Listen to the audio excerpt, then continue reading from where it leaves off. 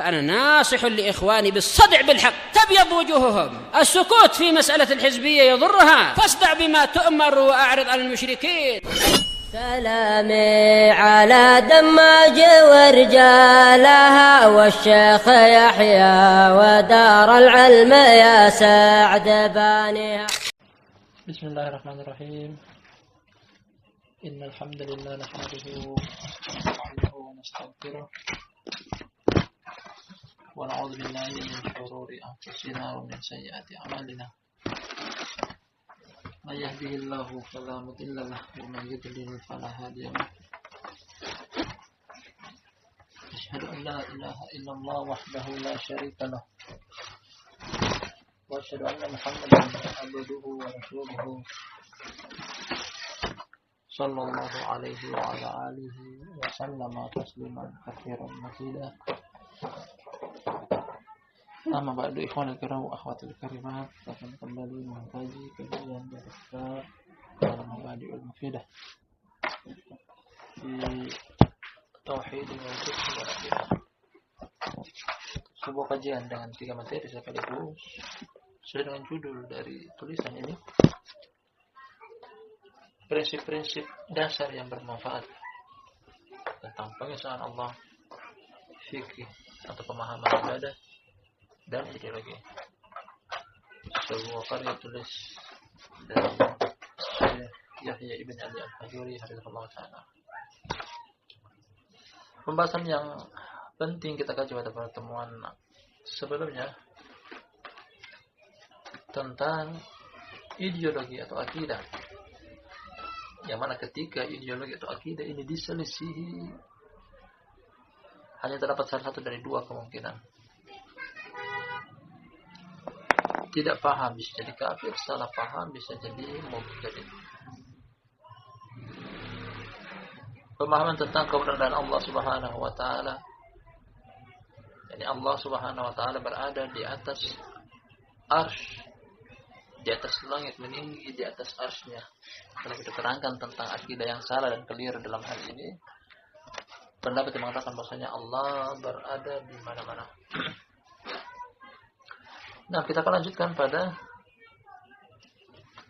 poin yang berikutnya. Tepatnya pada poin yang ke-15. Namun sebelum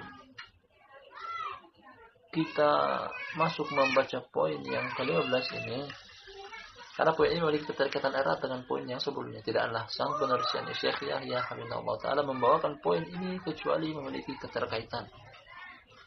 Nah, logikanya setelah kita mengetahui bahwasanya Allah berada di atas langit, meninggi di atas arsy, kemudian muncul syubhat bahwa kalau begitu bagaimana Allah bisa mengetahui tentang amalan perbuatan kita di permukaan bumi sedangkan Allah berada di atas langit? Bagaimana Allah bisa mengetahui? Bagaimana Allah bisa melihat? Bagaimana Allah bisa mendengar tentang amalan perbuatan kita di permukaan bumi sedangkan Allah berada di atas langit, meninggi di atas arsy? Makanya muncul pertanyaan seperti ini. Kata Syekh Yahya pada poin yang ke-15, fa idza qila laka, apabila dikatakan kepada engkau, halillahu ma'ana, apakah Allah bersama kita? Nah, pertanyaan ini muncul dengan muqaddimah atau pembuka di depan tadi. Allah mengetahui apa yang kita perbuat, Allah mendengar apa yang kita perbuat, Allah Maha mengawasi.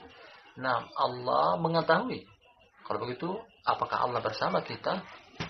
Tajib. Nah, jawabannya kita baca. Faqul Allahu azza wa jalla ma'ana bi'ilmihi. Maka katakanlah Allah azza wa jalla bersama kita dengan ilmunya. Jadi zat Allah, wujud Allah berada di atas langit, meninggi di atas arsy-Nya. Yang bersama kita di bumi adalah ilmu Allah, pengetahuan Allah, nah, penjagaan Allah, pengawasan Allah, dan seterusnya. Ilmu Allah tak ada yang menghalanginya. Nah, semua dikatakan bahwasanya pengetahuan Allah tak terhalangi ruang dan waktu. Kapanpun, dimanapun, dan bagaimanapun ilmu Allah selalu ada. Nah, ini yang tepat. Sengaja boleh bawakan poin yang ke-15 ini sebagai susulan, karena disinilah letak kesalahan dan kekeliruan ahlul bid'ah. Ketika mereka mengatakan bahwasanya Allah mengetahui apa yang kita perbuat, Allah mengetahui apa yang kita lakukan, Allah mengetahui apa yang kita ucapkan. Kalau begitu Allah bersama kita. Kalau begitu pemahaman yang tepat mengatakan Allah berada di mana-mana. Nah, tapi salah dan keliru. Inilah kelurusan akan akidah Ahlus Sunnah wal Jamaah. Wujud Allah, zat Allah, keberadaan Allah di atas langit, meninggi di atas arsy-Nya. Allah bersama kita dengan pengetahuannya, dengan ilmunya. Nah, akan datang nanti landasan hukumnya. Beliau akan bawakan kepada kita beberapa ayat. Subhanallah, begitu manisnya mengkaji buku-buku salaf, karena yang mereka tuliskan, mereka ajarkan kepada kita seluruhnya berlandaskan dalil yang kuat kitabullah dan sunnah Rasulullah sallallahu alaihi wasallam. Puas kita mengambilnya. Puas mengambil taib akidah dari buku-buku salaf. Jadi ini semuanya menepis jawaban tentang Allah berada di mana-mana. Zat Allah berada di atas langit, meninggi di atas arsy. Allah bersama kita dengan pengetahuannya. Bukan zat Allah bersama kita. Karena ada beberapa golongan yang terjerumus dalam pemahaman seperti ini. Pertama, kelompok yang sesat dalam akidah ini Allah bersama kita. Pertama, kelompok Nasoro. Orang Nasrani, orang Kristen mengatakan Allah berada di mana-mana. Ya, ini maksud mereka adalah Nabi Isa. Ada sebagian kelompok atau sebagian firqah dari mereka mengatakan Allah adalah Isa. Karena Allah memvonis laqad kafara alladziina qalu innallaha huwal masiihu ibnu Maryam. Sungguh telah kafir orang yang mengatakan bahwasanya Allah adalah Nabi Isa, putra Maryam. Jadi mereka mengimplementasikan wujud Allah Subhanahu wa taala yang bisa bergaul dengan umat manusia pada diri Nabi Isa. Nabi Isa adalah Allah, Allah adalah Nabi Isa. Jadi mereka mengatakan Allah bisa berada di permukaan bumi melalui wujudnya Nabi Isa. Kemudian kelompok yang sesat dalam hal ini juga adalah kelompok Syiah, Rafidhah ekstrim. Mereka mengambil akidah ini dari akidah Nasara. Mereka mengatakan bahwasanya Allah atau wujud Allah atau zat Allah bisa masuk bersatu ke wujud Ali bin Abi Thalib. Karena dengan sebab inilah Ali bin Abi Thalib membakar mereka. Mereka mengatakan bahwasanya Allah ikut bersatu dalam tubuh Ali bin Abi Thalib. Kemudian ada kelompok lagi namanya Al-Hululiyah yang mengatakan bahwasanya Allah berada di mana-mana. Wujud alam semesta adalah wujud Allah Subhanahu wa taala. Al-Hululiyah artinya Allah Subhanahu wa taala menyatu dengan seluruh hambanya karena Allah adalah alam semesta adalah wujud Allah. Dan ini datang dari sebagian sufi ekstrim. Namanya Ibnu Arabi. Dia mengatakan ma fil jubbati illallah. Tidak ada yang ada di balik jubah, maksudnya diri dia yang sedang memakai jubah, yang sedang mengenakan jubah, illallah, kecuali wujud Allah. Dan juga sebagian ucapan dari dia mengatakan bahwasanya Allah mirip dengan dia, hanya saja perbedaannya terdapat antara Allah tidak punya kumis, tidak punya jenggot, dan tidak punya kemaluan, karena Allah tidak disifat dengan laki-laki ataupun perempuan. Ta'ala Allah amma yaquluna 'uluwan kabira. Maha suci Allah, maha besar Allah terhadap apa yang mereka ucapkan, yang mereka yakini. Allah Subhanahu wa taala meninggi di atas arsy, di atas langit. Wujud Allah di atas langit. Zat Allah di atas arsy. Allah mengetahui, memperhatikan, melihat dan mendengar. Ini berkaitan dengan pengetahuan Allah. Kita baca landasan hukumnya. Wa dalilu qaulullahi ta'ala, dan landasan hukumnya perkataan Allah yang maha tinggi. Dan pertama kali dari ayat surat Al-Hadid. Wa huwa ma'akum aina ma kuntum, dan dia berada. Dan dia bersama kalian dimanapun kalian berada. Dan dia bersama kalian dimanapun kalian berada. Ayat ini ayat mutasyabih, terkadang dijadikan oleh orang-orang yang berpemahaman Allah berada di mana-mana. Perhatikan, Allah bersama kalian dimanapun kalian berada. Tapi pemahaman yang tepat adalah menggabungkan seluruh dalil yang datang dalam pembahasan ini, termasuk pada poin yang ke-14 pembahasan yang kita kaji pada pertemuan sebelumnya. Zat Allah berada di atas langit, namun Allah bersama kita dengan ilmunya. Akan datang nanti. pada ayat yang kedua. Beliau menggabungkan Syekh Yahya hafizahullah taala sang penulis alim ulama. Nah, beliau menggabungkan antara ayat yang ini dengan ayat yang kedua yang kita akan baca. Bahwasanya yang dimaksud dengan keberadaan Allah, kebersamaan Allah dengan kita adalah kebersamaan pengetahuan. Allah mengetahui, Allah mengilmui. Nah, ayat yang pertama telah kita baca, wa huwa ma'akum aina ma kuntum, dan dia bersama kalian dimanapun kalian berada. Dimanapun kita berada, di tempat yang tinggi, di tempat yang rendah, di dalam ruangan, di luar ruangan. Allah selalu bersama kita, bukan zat Allah, yakni ilmu atau pengetahuan Allah. Wa qauluhu, dan perkataan Allah, wa huwa Allahu fis samawati wa fil ardi ya'lamu sirrakum wa jahrakum wa ya'lamu ma taksibun. Wa huwa Allahu fis samawati wa fil ardi ya'lamu sirrakum wa jahrakum wa ya'lamu ma taksibun. Kata Allah dalam surat Al-An'am, dan dia yakni Allah di langit dan juga di bumi mengetahui rahasia kalian dan mengetahui yang kalian tampakkan, yang tersembunyi ataupun yang tampak, wa ya'lamu ma taksibun, dan dia mengetahui apa yang kalian usahakan, apa yang kalian perbuat. Perhatikan dari ayat ini, Allah di langit, Allah di bumi, bukan berarti zat Allah. Namun yang maksudkan dengan Allah ada di langit, Allah ada di bumi, pengetahuan Allah dijelaskan dengan ya'lamu. Ya'lamu fil mudhari', ya'lamu. Alima ya'lamu ilman, yang berasal dari ilm. Allah mengetahui rahasia kalian, apa yang kalian tampakkan, serta Allah mengetahui apa yang kalian usahakan dan apa yang kalian perbuat. Makanya beliau datangkan secara terperinci tafsir ayat ini dari Imam Ibnu Katsir. Kita baca. Qala Ibnu Katsirin rahimahullah, berkata Imam Ibnu Katsir dalam tafsirnya Al-Qur'anul Karim, al-muradu annahu Allahu alladhi ya'lamu ma fis samawati wa ma fil ardi min sirrin wa jahrin. Yang diinginkan dari Allah berada di langit, Allah berada di bumi, maksudnya adalah Allah mengetahui apa yang ada di langit, Allah mengetahui apa yang ada di bumi. Jadi pengetahuan Allah yang bersama kita di bumi, bukan zat atau wujud Allah. Ini pemahaman yang tepat, yang lurus. Yang menyelisihi akidah ini, yang menyelisihi akidah ini sesat. Mengatakan bahwasanya zat Allah, bahkan wujud Allah turun ke permukaan bumi, tidak. Allahu Akbar, Allah lebih besar daripada segala sesuatu. Allah lebih besar daripada segala sesuatu. Sedangkan alam semesta kecil. Bahkan dalam ayat kata Allah Subhanahu wa taala, wal ardu matwiyatun bi yamini. Pada hari kiamat datang dalil bahwasanya Allah katakan, anal jabbarun, anal mutakabbirun. Aku adalah orang. Ainal jabbarun, ainal mutakabbirun. Allah menantang orang-orang pada hari kiamat, di mana orang yang sombong, di mana orang-orang yang angkuh pada hari kiamat. Kemudian Allah Subhanahu wa taala melipat-lipat bumi dan langit yang 7 di jari jemarinya, di genggaman tangannya. Ini kan tentang besarnya Allah Subhanahu wa taala, bahkan cuman sekedar langit, cuma sekedar bumi yang begitu besarnya kita pijak ini, di genggaman Allah Subhanahu wa taala. Bagaimana mungkin secara logis, secara dalil, secara syar'i Allah Subhanahu wa taala turun di permukaan bumi, padahal bumi adalah begitu kecil di hadapan Allah Subhanahu wa taala. Dengan demikian pembahasan tentang keberadaan Allah dengan 2 poin ini begitu jelas dan gamblangnya, beliau bawakan kepada kita argumen serta landasan hukumnya. Allah berada di atas langit, meninggi di atas arsy-Nya.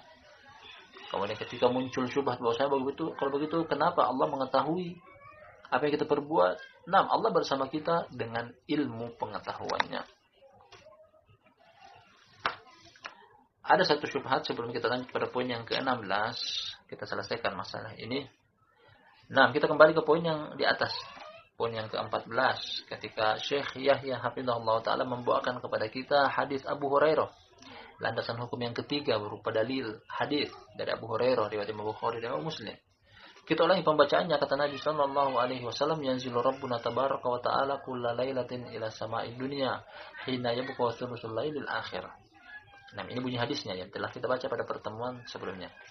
Kata Nabi sallallahu alaihi wasallam, Rabb kita tabaraka wa ta'ala turun setiap malamnya ke langit dunia ketika tersisa sepertiga akhir malam.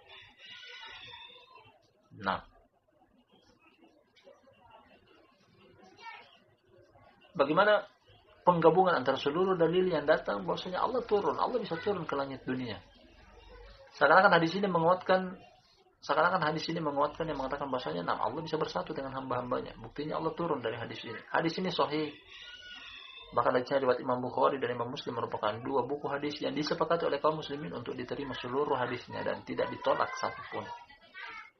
Hadisnya sahih mengatakan bahwasanya Allah turun. Baik. Kalau begitu muncul pertanyaan, arsy-nya Allah kosong. Muncul pertanyaan kalau begitu langit. Kosong karena Allah turun ke langit dunia. Langit yang kita lihat dengan pandangan mata kita, langit yang paling dekat, yang di siang hari terlihat putih kebiru-biruan. Tapi jawabannya adalah bahwa Allah memiliki sifat turun dengan hadis ini. Jadi Ahlus Sunnah wal Jamaah menetapkan dalil sesuai dengan datangnya tanpa ditakwil, tanpa dipalingkan maknanya, tanpa sampingkan arti kandungannya. Kita menetapkan Allah memiliki sifat turun. Allah memiliki sifat turun dan ini kita tetapkan sesuai dengan datang dalilnya. Kemudian apakah arsy-nya Allah kosong? Kita tidak tetapkan. Allah mengatakan Allah berada di atas arsy. Karena zat Allah, wujud Allah, sifat dan nama Allah berbeda dengan manusia. Jadi kita tetapkan sesuai dengan apa yang Allah Subhanahu wa taala tetapkan tanpa mentakwil. Jadi bisa terjadi dalam satu waktu yang sama bahwasanya Allah berada di atas arsy, Allah juga turun ke langit bumi, berbeda dengan kita manusia. Karena sifat Allah tentunya berbeda dengan sifat manusia. Sifat manusia penuh dengan kekurangan, sedangkan sifat Allah penuh dengan kesempurnaan. Kita berikan contoh. Sama-sama kita memiliki sifat hidup. Allah disifati dengan sifat hidup. Allahu la ilaha illa huwal hayyul qayyum. Tidak ada semua yang berhak disembah kecuali Dia, Al-Hayyu yang Maha hidup, Al-Qayyum, Maha tegak berdiri. Manusia juga diberikan sifat hidup, namun sifat hidup Allah berbeda dengan sifat hidup manusia. Manusia hidup yang didahului dengan ketiadaan yang akan dilewati dengan kematian. Ini sifat hidup pada manusia. Kita ulangi, sifat hidup yang ada pada manusia adalah didahului dengan ketiadaan. Sebelum kita hidup, kita tidak ada. Akan melewati yang namanya kematian. Hidupnya kita akan berakhir dengan kematian. Sedangkan sifat hidupnya Allah abadi kekal selama-lamanya, akan terus ada. Allah tidak pernah mati. Tidak tersentuh dengan mati. Jangankan mati, makanya Allah jelaskan jati dirinya setelah itu, la ta'khuduhu sinatun wala naum. Allah tidak tersentuh dengan rasa ngantuk, apalagi tidur. Kalau tidur yang diistilahkan bahwasanya an-naum akhul maut. An-naum akhul maut. Tidur adalah saudaranya kematian. Ibaratnya tidur adalah kematian kecil. Kalau tidur saja tidak, tentunya mati lebih-lebih lagi tidak. Jadi yang kita ingin tetapkan bahwasanya terkadang sebagian sifat ada pada Allah, ada juga pada makhluk, tapi hakikatnya berbeda. Seperti ini. Demikian juga pendengaran, penglihatan Allah. Allah memiliki sifat pendengaran, Allah memiliki sifat melihat. Wa huwas samiul basir. Allah melihat, Allah mendengar. Manusia juga disifati dengan melihat dan mendengar. Tapi perhatikan tentang pendengaran dan penglihatan manusia terbatas. Manusia hanya bisa melihat dalam jarak pandangnya dia. Mungkin dalam keadaan cerah dia bisa memandang antara 100 sampai 200 meter. 100 sampai 200 meter dengan pandangan yang jelas. Atau kadang ingin membaca pada tulisan-tulisan yang tertentu mungkin jarak 30 cm. Jarak baca yang jelas, tulisan besar mungkin lebih besar daripada tulisan di buku, jarak 1 meter, 5 meter, masih bisa terjangkau. Tapi membaca dengan jarak 20 meter dengan tulisan yang kecil manusia tidak bisa. Artinya pandangan manusia terbatas. Demikian juga penglihatan. Demikian juga pendengaran. Pendengaran manusia apa? Dia jarak tangkap pendengaran dia terbatas. Mungkin paling fullnya jarak mendengar 5 meter, 10 meter. 1 kilo dari jarak dia tidak bisa mendengar apa. Tapi pendengaran Allah dan penglihatan Allah tidak terhalangi ruang dan waktu. Makanya berbeda antara sifat pendengaran dan sifat penglihatan Allah dengan sifat pendengaran dan sifat penglihatan manusia. Nabi SAW ketika turun kepada beliau Qad sami'a Allahu qaulal lati tujadiluka fi zawjiha wa tashtaki ila Allah. Kata Allah Subhanahu dari surat Al-Mujadilah, sungguh Allah telah mendengar seorang wanita berkeluh kesah di hadapan Rasulullah sallallahu alaihi wasallam. Datang seorang wanita mengeluhkan tentang suaminya di hadapan Rasulullah sallallahu alaihi wasallam. Kata Aisyah bahwasanya keluhan tersebut terjadi di satu ruangan antara Nabi sallallahu alaihi wasallam dengan wanita yang mengeluh tersebut. Dan aku, kata Aisyah, berada di samping di ruangan sebelah, berbeda ruangan. Nah, hanya berbatasan tembok.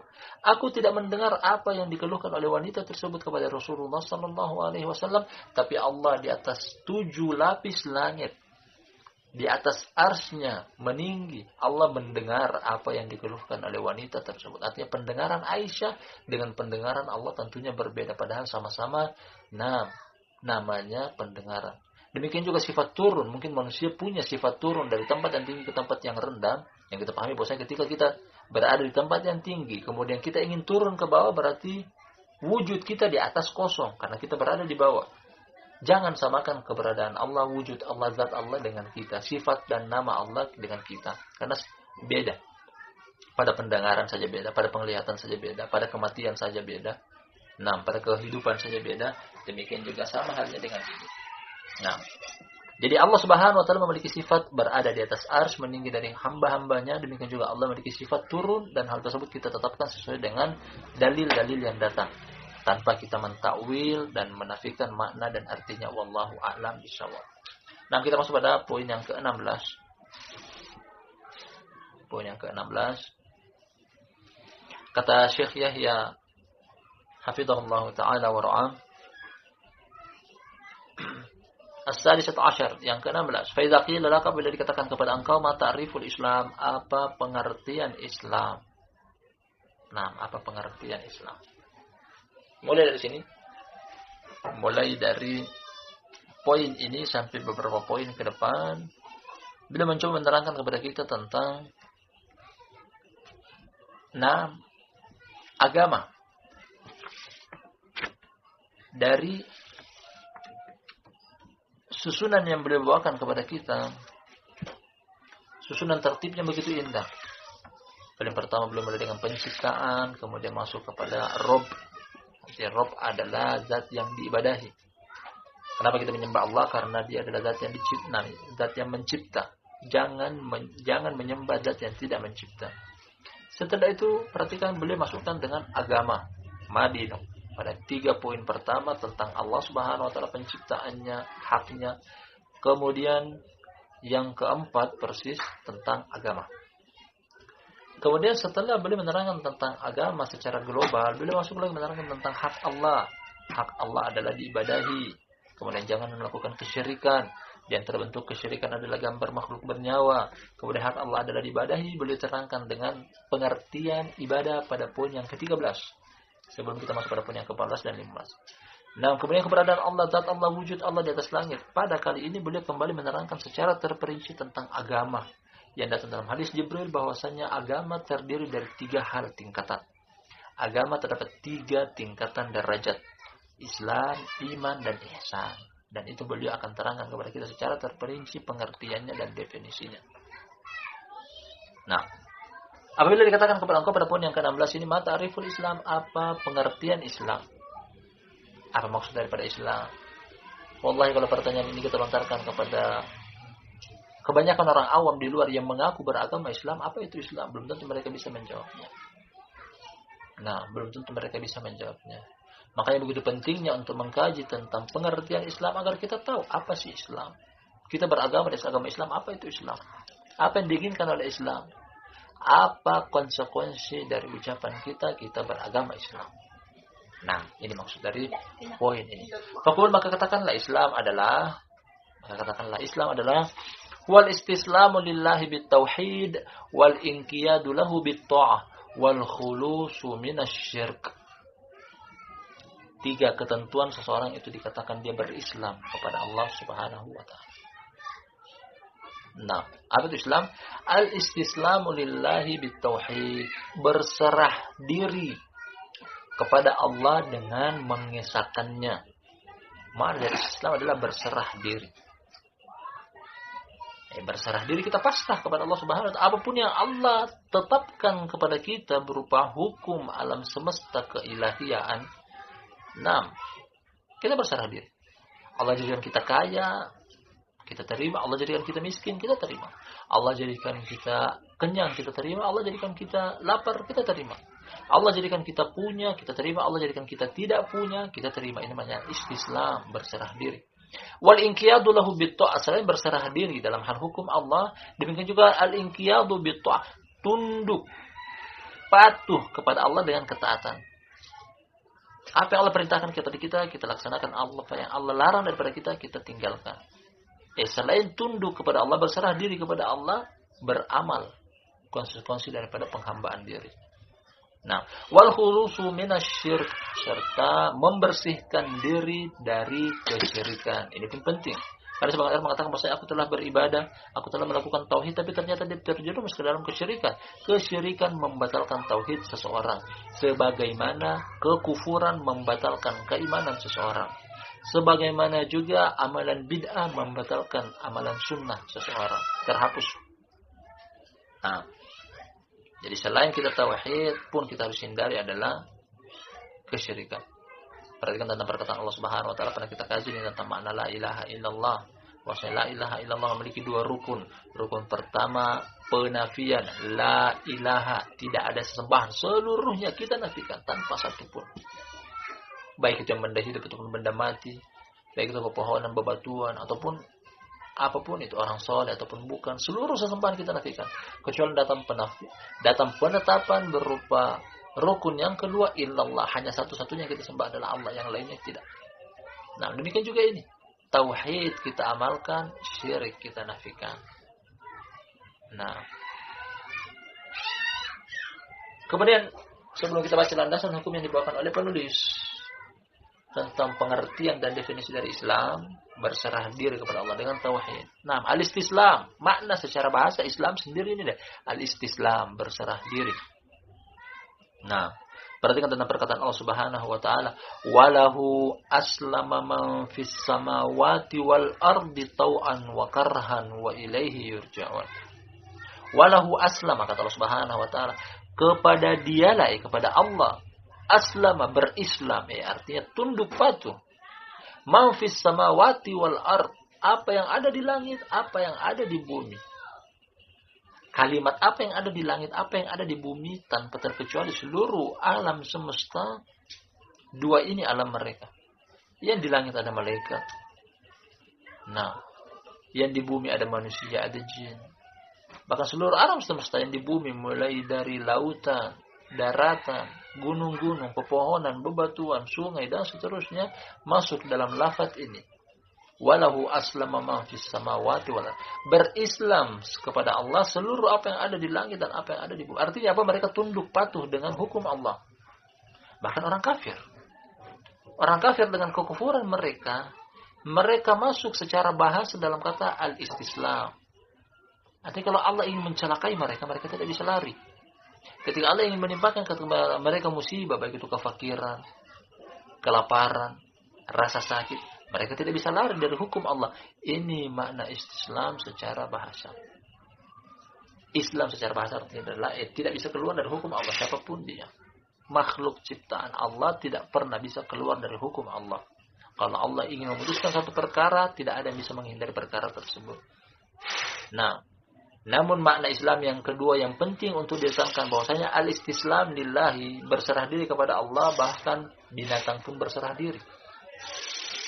Berserah diri maksudnya mereka tidak bisa keluar dari hukum Allah, bahkan kafir pun berserah diri. Makanya datangkan dengan yang kedua, wal inqiyadu lahu bitta'ah, patuh dan tunduk kepada Allah dengan ketaatan. Ini orang kafir tidak taat. Ini orang munafik tidak taat, maka mereka tidak mendatangkan yang kedua. Kalau ada kaum muslim ini mengaku berislam, kemudian dia tidak taat kepada Allah dari sisi masih menyelisihi tauhid, melakukan kesyirikan, masih menyelisihi keimanan, yakni dengan kekufuran, masih menyelisihi sunnah dengan mengamalkan kebid'ahan, masih menyelisihi ketaatan dengan cara bermaksiat, dia berislam hanya secara bahasa. Bahkan hal ini pun orang Kafir pun berislam. Karena ketika dia tidak taat, Islamnya dia tidak ada. Ini. Dengan ini kita katakan kepada sebagian orang bahwasanya Islamnya Islam KTP.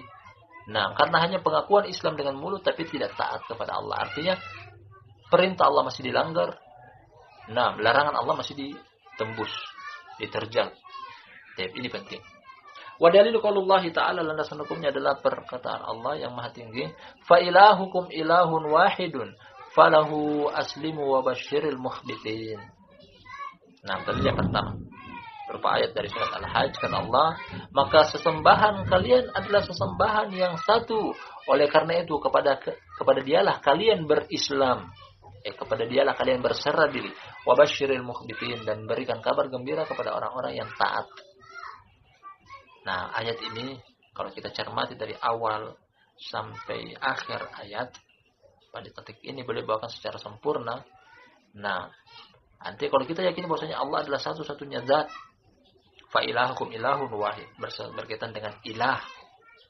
Nah, makluh, marbub, Allah adalah pencipta, Allah adalah pemberi rezeki, Allah adalah pengatur alam semesta, satu, maha satu dalam hal tersebut. Tidak ada yang bersekutu kepada dia. Tidak ada yang membantah. Tidak ada yang bersekutu kepada Allah dalam hal penciptaan. Tidak ada yang bersekutu kepada Allah dalam hal memberi rezeki. Tidak ada yang bersekutu bersama Allah dalam hal pengaturan alam semesta. Oleh karena itu, falahu aslimu. Nah, kalau begitu berislamlah kepada dia. Makna Islam tadi kita terangkan di depan, bahwa berserah dirilah kepada dia. Bagaimana caranya berserah diri? Datangkan lagi dengan ayat setelahnya. Wa basyiril mukhbitin, dan berikanlah kabar gembira kepada orang-orang yang taat. Al-mukhbitin, al-muti'in, orang-orang yang taat. Nah, cara berislam kepada dia adalah dengan taat. Bukan seperti sebagian orang di luar sana yang hanya mengaku Islam kemudian tidak taat. Orang ini cuma Islam, tapi tidak taat. Berarti dia tidak paham apa maknanya secara definisi atau pengertian Islam dengan sempurna. Karena Islam butuh ketaatan. Karena kalau Islam tidak taat, orang kafir pun Islam. Dari sisi dia tidak bisa tunduk, dan dari sisi dia tidak bisa keluar dari hukum Allah Subhanahu wa taala. Allah kalau wafatkan mereka tidak bisa menghindar. Allah kalau timpakan kepada mereka musibah berupa sakit, lapar, mereka tidak bisa menghindar. Mereka berislam secara bahasa, tapi ketaatan tidak. Nah, makanya wabasyiril mukhbitin datang secara lengkap. Maksudnya makna daripada Islam. Berislam kepada zat yang satu, sesembahan yang satu, yakni taat. Wa qauluhu ya ayyuhalladzina amanu ittaqullaha haqqa tuqatih wa la tamutunna illa wa antum muslimun. Nah, kita terangkan ayat ini secara detail. Perhatikan barakallahu fikum jami'an. Dalil yang kedua kata Syekh Yahya, perkataan Allah, wa segenap orang-orang yang beriman bertakwalah kepada Allah dengan sebaik-baik ketakwaan. Nanti kalau bertakwa jangan setengah-setengah. Nah, paling puncaknya berusaha untuk menggapai puncak ketakwaan. Kalau sudah berusaha kemudian kemampuannya cuma segitu, setelah berusaha dan berupaya, kata Allah juga pada ayat yang lain, fattaqullaha mastata'tum. Surat At-Taghabun. Bertakwalah kepada Allah semampu kalian. Ini setelah berusaha. Kalau belum berusaha, jangan akui telah bertakwa dengan sebaik-baik ketakwaan. Kemudian ayat yang terakhir, wala tamutunna illa wa antum muslimun, dan janganlah kalian meninggal, janganlah sekali-kali kalian mengakhiri hayat kalian kecuali kalian dalam keadaan beragama Islam. Dalam keadaan tunduk dan patuh, dalam keadaan taat kepada Allah, dalam keadaan mengamalkan tauhid, meninggalkan syirik. Ini makna jangan sekali-kali kalian meninggal kecuali dalam keadaan beragama Islam. Dalam keadaan istislam, dalam keadaan inqiyad, dalam keadaan khulus minasyirik. Nah, jangan kalian meninggal kecuali kalian mengakui bahwasanya Allah satu-satunya zat yang mencipta, memberi rezeki, mengatur alam semesta. Jangan kalian meninggal dunia kecuali kalian berislam, artinya beribadah dan taat kepada Allah. Kalau tidak, ini sudah diistilahkan oleh sebagian orang bahwasanya cuma Islam KTP tapi tidak ada ketaatan kepada Allah Subhanahu wa taala. Kesimpulan akhir dari pengertian tentang Islam, 3 hal ini hendaknya ada pada diri seseorang yang mengaku insan yang berislam kepada Allah. Berserah diri kepada Allah dengan tauhid, tunduk dan patuh dengan ketaatan, membebaskan diri dari kesyirikan. Wallahu a'lam bishawab. Nah, ini sempat kita ambil pada pertemuan kita di sore hari yang berbarokah ini, mudah-mudahan bermanfaat. Terima kasih atas kehadirannya dan husnul istima' dan mendengar dan menyimaknya. Kita akhiri subhanakallahumma wa bihamdika asyhadu an la ilaha illa anta astaghfiruka wa atubu ilaik.